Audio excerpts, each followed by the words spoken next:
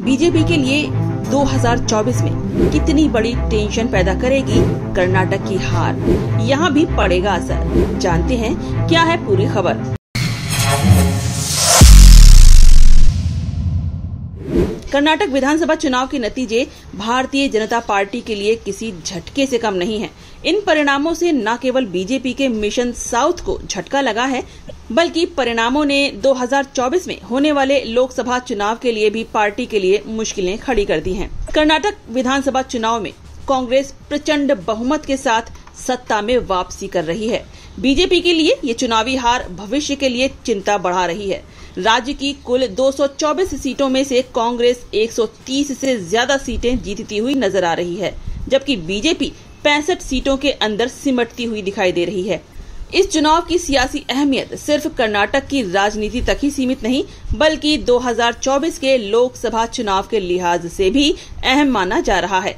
ऐसे में कर्नाटक की हार ने बीजेपी के मिशन 2024 के लिए टेंशन बढ़ा दी है। बता दें कि बीजेपी 2024 के लोकसभा चुनाव के लिए 400 सीटें जीतने का लक्ष्य तय कर चुकी है। इस लिहाज से भी कर्नाटक का चुनाव बीजेपी के लिए और महत्वपूर्ण माना जा रहा था। ऐसे में कर्नाटक से बीजेपी के सत्ता से बाहर होने से पार्टी के लिए अपना टारगेट हासिल करना मुश्किल ही नहीं बल्कि नामुमकिन हो सकता है। कर्नाटक चुनाव को वर्ष 2024 का सेमीफाइनल माना जा रहा था। ऐसे में पार्टी की हार ने भविष्य के लिए चिंता बढ़ा दी है। बीजेपी की चुनावी हार से साल 2024 के लोकसभा चुनाव में पार्टी की सीटें कर्नाटक में घट सकती हैं। 2019 लोकसभा चुनाव में राज्य की 28 सीटों में से बीजेपी ने 25 और उसके समर्थित निर्दलीय प्रत्याशी ने 1 सीट जीती थी, जबकि कांग्रेस जेडीएस को 1-1 सीट मिली थी। ऐसे में कर्नाटक में मिली बीजेपी की मात सूबे में 2019 के नतीजे दोहरा पाना मुश्किल हो सकता है और कांग्रेस की सीटें बढ़ सकती हैं। कर्नाटक में बीजेपी के लिए 2024 में सीटें कम हो सकती हैं। पश्चिम बंगाल, बिहार, झारखंड, महाराष्ट्र के साथ कर्नाटक से भी बीजेपी की सीटें घट सकती हैं। इन राज्यों में हो रहे सीटों के नुकसान की भरपाई के लिए बीजेपी को नए राज्य तलाशने होंगे, जो संभव नहीं दिख रहा है। गौरतलब है कि 2019 के लोकसभा चुनाव में बीजेपी ने बंगाल की 42 में से 18, महाराष्ट्र की 48 में से 23, कर्नाटक की 28 में से 25, बिहार की 40 में से 17, झारखंड की 14 में से 12 सीटें जीती थीं। 5 राज्यों की कुल 172 सीटों में से बीजेपी ने अपने दम पर 98 सीटें जीती थीं, जबकि उनके सहयोगी दलों को 42 सीटें मिली थीं। इस तरह बीजेपी गठबंधन ने 172 में से 140 सीटें अपने नाम की थीं। महाराष्ट्र में राजनीतिक समीकरण बदल गए हैं। 2019 में बीजेपी के साथ मिलकर चुनाव लड़ने वाली शिवसेना अब कांग्रेस और एनसीपी के साथ महाविकास अघाड़ी में है।